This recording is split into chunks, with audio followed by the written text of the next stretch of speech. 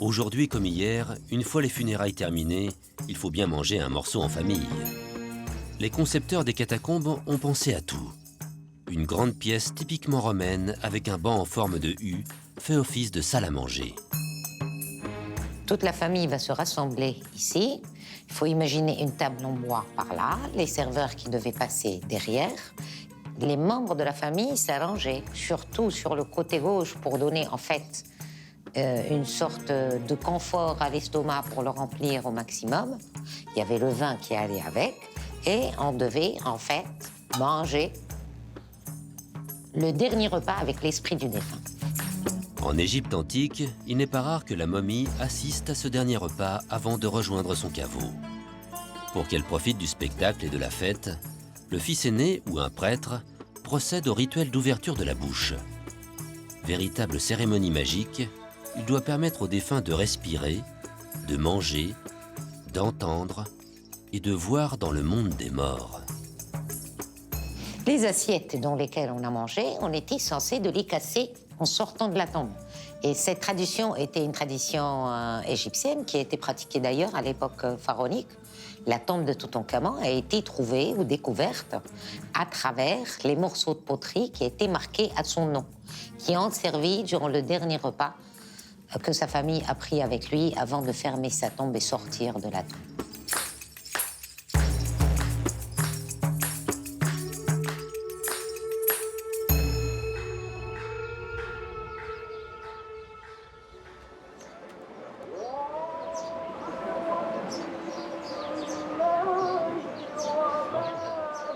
Dans l'islam, les banquets funéraires existent toujours sous certaines conditions.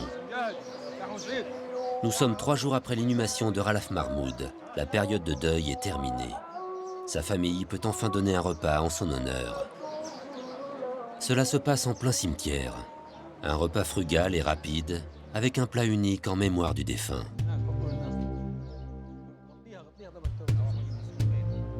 Le corps de Ralph Mahmoud repose en terre. Son âme, elle, sera jugée au jour de la résurrection, à la fin du monde. Un jugement dernier, propre aux religions monothéistes.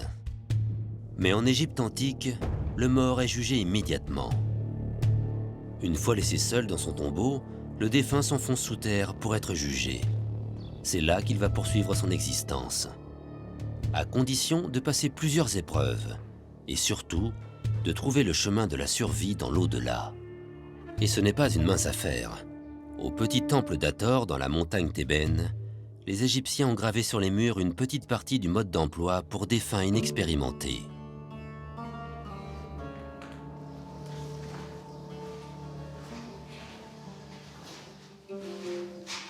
La mort pour l'ancien Égyptien, ce n'était qu'un voyage entre l'ici-bas et l'au-delà. Et pour un voyage pareil, il a besoin d'un guide pour lui expliquer, le guider durant les différentes étapes qu'il va rencontrer. Et là, c'est une de ces étapes, c'est la pesée du cœur. C'est le chapitre 125 de ce livre qu'on appelle le livre des morts, où son cœur est posé sur un plateau de la balance, et sur l'autre plateau, on a une plume. C'est la plume de la déesse Ma'at, déesse de la justice. Et il fallait que le cœur soit aussi léger que la plume, que la balance ne penche pas. Et si le cœur est aussi léger que la plume, donc il a la conscience tranquille, et dans ce cas, il peut aller et arriver dans les champs de roseaux, presque le paradis pour les anciens Égyptiens. L'ensemble de la scène est présidé par le dieu Osiris. Mais si jamais le cœur est plus lourd, dans ce cas, le cœur sera dévoré par cet animal qu'on appelle la dévoreuse. Et là, c'est la vraie mort. La vraie mort, c'est de ne pas pouvoir continuer à vivre dans l'au-delà. Chaque individu, plus ou moins selon ses moyens, possédait un papyrus avec eux, et c'était leur guide de voyage. Ils avaient leur guide de voyage avec eux, et comme ça, ils étaient plus tranquilles. Ils avaient les formules nécessaires à franchir tous les obstacles qu'ils allaient rencontrer pendant ce voyage.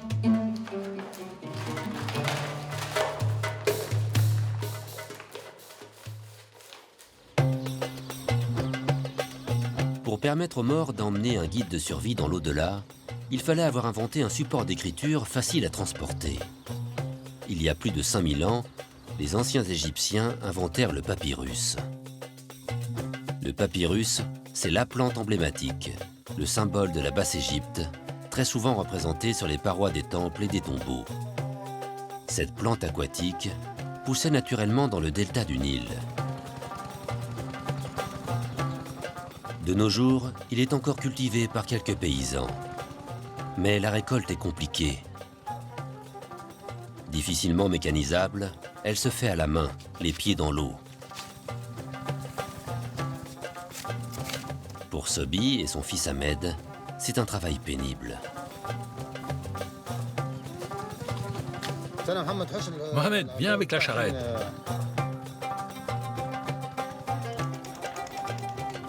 On pourrait croire ces scènes immuables. En réalité, la culture du papyrus a complètement disparu d'Égypte au Moyen-Âge. Le papyrus était pourtant un produit de luxe dont les Égyptiens avaient le monopole dans tout l'Empire romain, jusqu'à ce qu'il soit détrôné par le parchemin. Aujourd'hui, et c'est très récent, on le retrouve dans certains champs. Le papyrus, c'est une plante que les anciens Égyptiens cultivaient bien avant nous. Sur ces terres, il n'y avait rien, ou alors des cultures très classiques. Mais il y a quelques années, nous avons décidé de refaire du papyrus.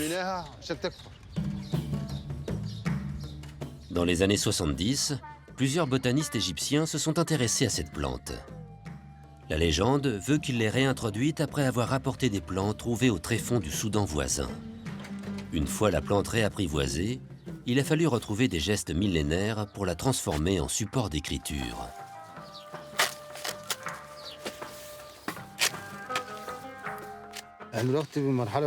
Là, je suis en train de couper des tiges de papyrus qui vont servir à faire des feuilles de papier. Je coupe différentes longueurs qui permettront de faire des feuilles de différentes tailles.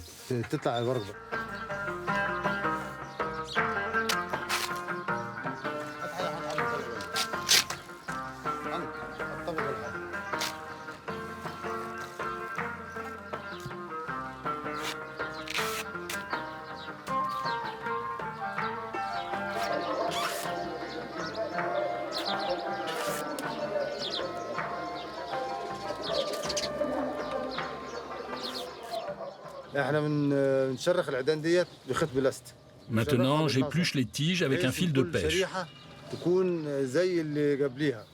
Tout se fait au jugé et à l'œil. Il faut que les tranches soient identiques, à peu près la même épaisseur, et plus elles sont fines, plus le papier sera beau.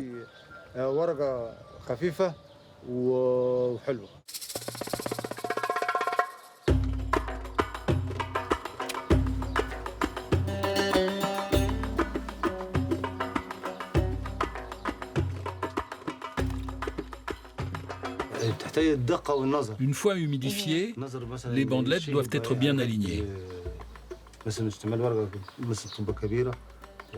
et superposées minutieusement pour ne pas qu'il y ait de trous dans la feuille. C'est un travail qui demande beaucoup de dextérité.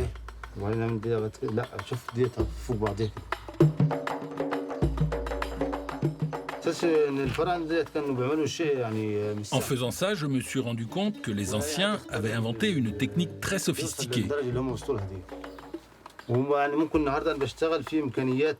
Et pour moi, qui ai des moyens modernes, c'est moins dur. Alors que pour eux, ça devait être compliqué.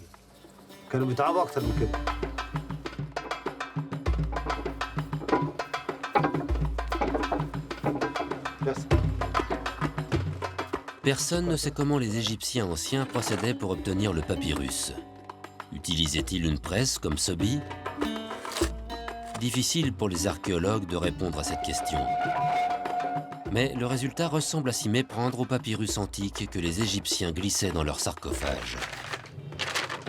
Vous voyez, la feuille de papyrus est solide. On peut la plier, la déplier sans problème. Et elle ne casse pas.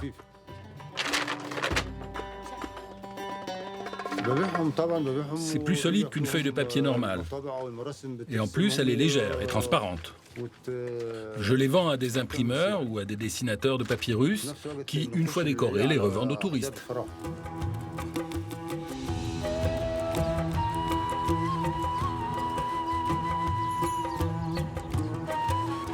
La peinture sur papyrus est un art à part. Les peintres qui la pratiquent, comme Ahmed, sont des spécialistes.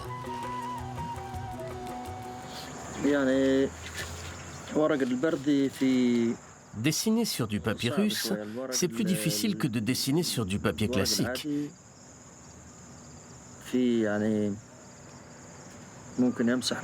Parce qu'on ne peut pas effacer et tout recommencer. Après avoir été le dessinateur officiel de plusieurs fouilles archéologiques, il s'est tourné vers cette discipline qui le replonge dans l'Égypte ancienne. Je ne suis pas archéologue, mais je peux vous parler de l'art des anciens Égyptiens. Ils utilisaient des couleurs profondes et ils appliquaient plusieurs couches. Voilà pourquoi elles sont magnifiques.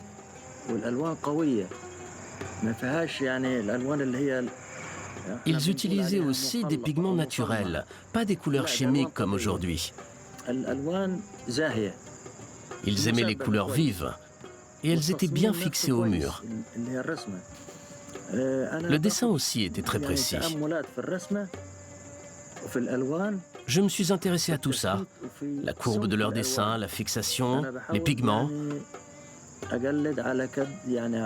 Et j'ai tenté d'imiter leur art, autant qu'il est possible de le faire. La couleur pour les anciens Égyptiens est très importante. Les temples étaient entièrement recouverts de peinture, leur donnant un aspect criard qu'ils n'ont plus aujourd'hui. La raison ? Les sujets du pharaon étaient analphabètes. Ils devaient pouvoir reconnaître les dieux au premier coup d'œil, grâce à leurs couleurs et à leurs costumes. Ainsi, Osiris était peint en vert, la couleur du printemps, pour montrer qu'il avait vaincu la mort. Les représentations peintes ne sont pas dépourvues d'un certain réalisme. En témoigne la différence de couleur de peau entre les sexes. Couleur brune pour les hommes, car ils vivaient à l'extérieur, couleur jaune pour les femmes, qui restaient cloîtrées à l'intérieur des maisons. Les animaux aussi sont représentés de manière très fidèle à la réalité, car ils vont servir aux morts lors de sa vie dans l'au-delà. Qui voudrait manger une pâle imitation d'une perche du Nil ?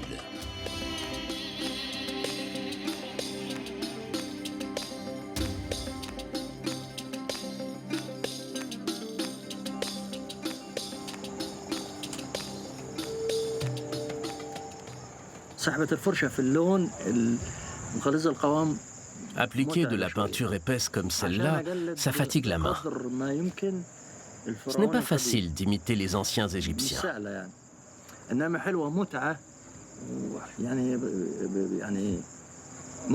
Mais c'est un travail passionnant qui me procure beaucoup de plaisir.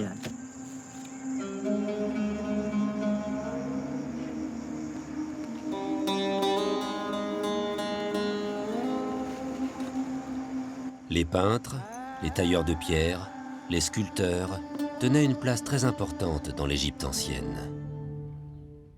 Dans la montagne thébaine, au Moyen Empire, ils avaient même leur village, Der el-Médineh. Les artisans vivaient entre eux et érigeaient les tombes des pharaons dans la vallée toute proche. Leurs propres sépultures sont le reflet de leur travail quotidien. Elles sont surmontées de petites pyramides imitant les premières sépultures royales. Monument emblématique de l'Égypte antique, les 3 pyramides de Gizeh datent de l'Ancien Empire, environ 2600 ans avant notre ère. À l'époque, seul le pharaon peut accéder à la vie éternelle.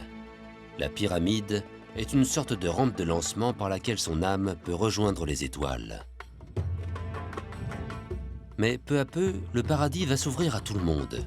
Chaque Égyptien pourra profiter d'une pyramide à la hauteur de ses moyens. À Der el-Médineh, Senedjem, le chef des artisans de Ramsès II, ne s'en est pas privé. Il s'est fait construire un tombeau surplombé d'une pyramide et des peintures dignes d'une sépulture royale.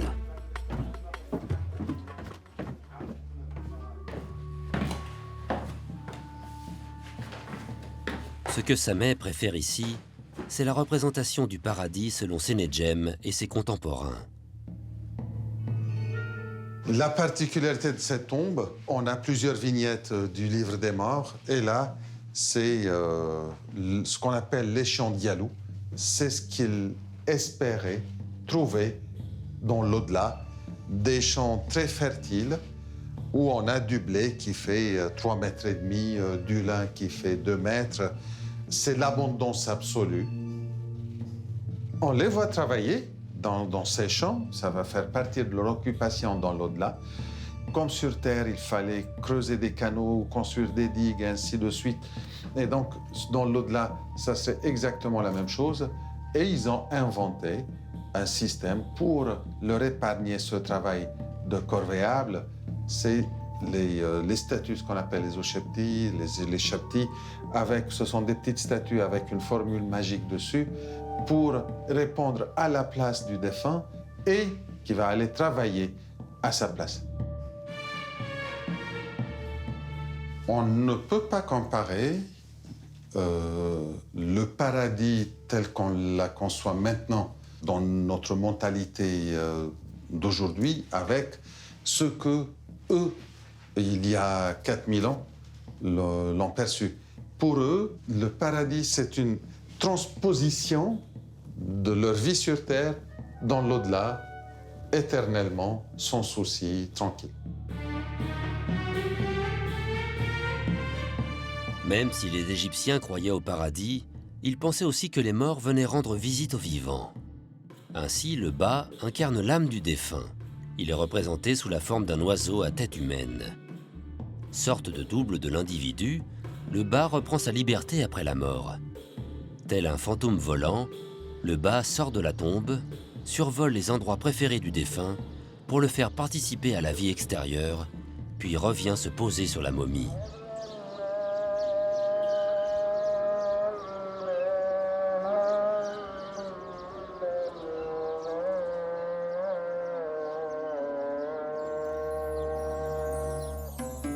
Dans l'Égypte actuelle, ce sont plutôt les vivants qui visitent les morts.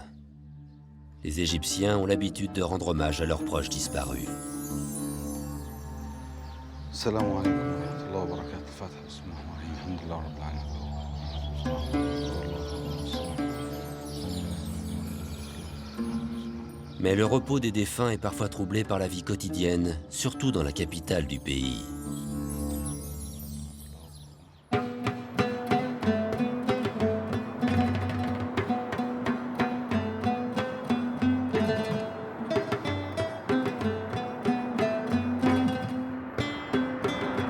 Au Caire, la densité démographique est 10 fois supérieure à celle de Londres. La surpopulation a poussé de nombreux habitants à investir la plupart des cimetières de la ville.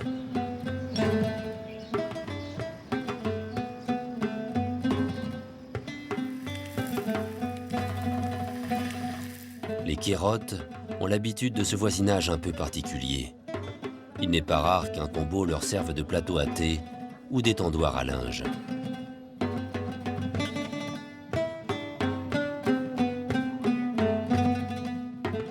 Toute une vie s'est développée autour de ces tombes.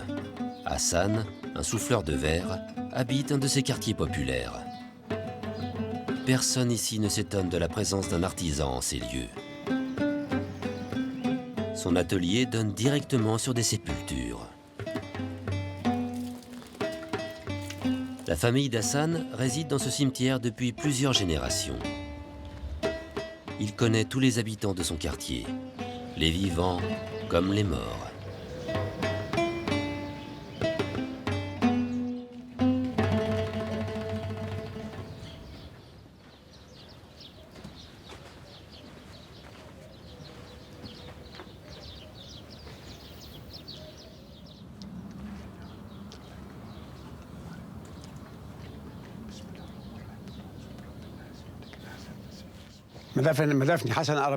Ça, c'est la tombe d'Hassan Arabesque. Et Hassan Arabesque, c'est moi. Hassan a érigé sa propre tombe dans le carré familial près de celle de ses parents. Il n'est pas rare que les Égyptiens construisent leurs caveaux de leurs vivants. Exactement comme à l'époque des pharaons. Moi, je n'ai pas de problème avec la mort. Si je regarde en arrière, j'ai déjà eu une belle vie bien remplie. J'ai même rénové la tombe de mes ancêtres. Et mes enfants seront fiers de tout ce que j'ai fait. Et en plus, c'est pratique. Ma tombe est à 2 pas de chez moi. Et il faut bien avouer que c'est plus joli ici que chez moi.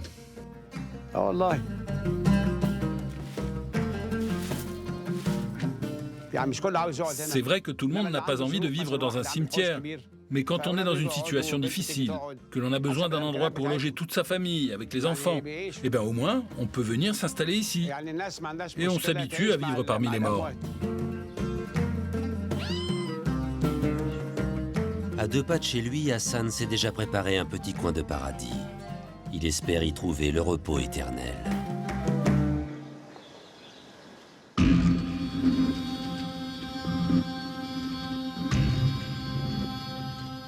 En Égypte antique, la vie dans l'au-delà était parfois bien plus mouvementée que de nos jours.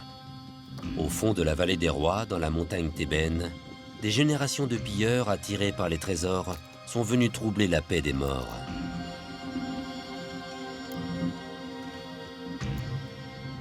Mais le pharaon Haï de la 18e dynastie a été victime d'un autre genre de violation de sépulture. Il a été frappé de damnation à cause d'un aïeul un peu encombrant. Akhénaton, le pharaon hostile au dieu Amon et hérétique aux yeux de certains de ses successeurs. Haï a payé très cher sa parenté avec le pharaon maudit. Sa tombe a été méthodiquement saccagée. Comme vous voyez, on n'a pas besoin d'être un grand détective pour voir qu'il y a eu un assassinat du roi Haï dans sa tombe. On a le cœur sur cette présentation est enlevé. Et n'oubliez pas, le cœur, c'est la conscience. Le pénis aussi, on l'empêche de se reproduire. Le visage, c'est son identité, on ne le reconnaîtra plus. Ses mains, et c'est un peu partout, c'est comme ça. Et donc, ce roi martelé, il n'existe plus, parce que les anciens Égyptiens croyaient au pouvoir de l'image, pouvoir magique de l'image. Si on présente quelqu'un, il existe, on l'efface, il n'existe plus. Et c'était ça l'idée, le tuer, même après sa mort, c'est que effacer son existence, y compris dans sa tombe. Son âme ne pourra jamais le retrouver. Le jour où son âme reviendra dans la tombe, il n'est plus là. Et ça, pour eux, c'est la vraie mort.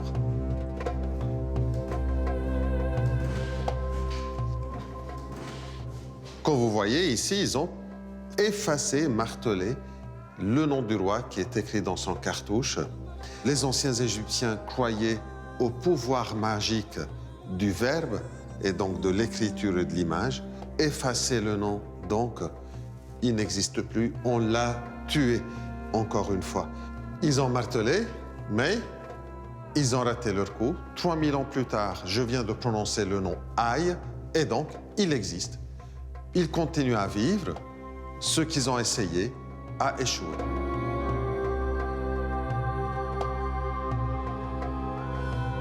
Si Samet est capable de citer le nom d'un pharaon mort il y a 3000 ans, c'est grâce au travail des archéologues. En perçant le mystère des hiéroglyphes et en redonnant un nom aux momies découvertes, ils ont assuré la vie éternelle des anciens Égyptiens.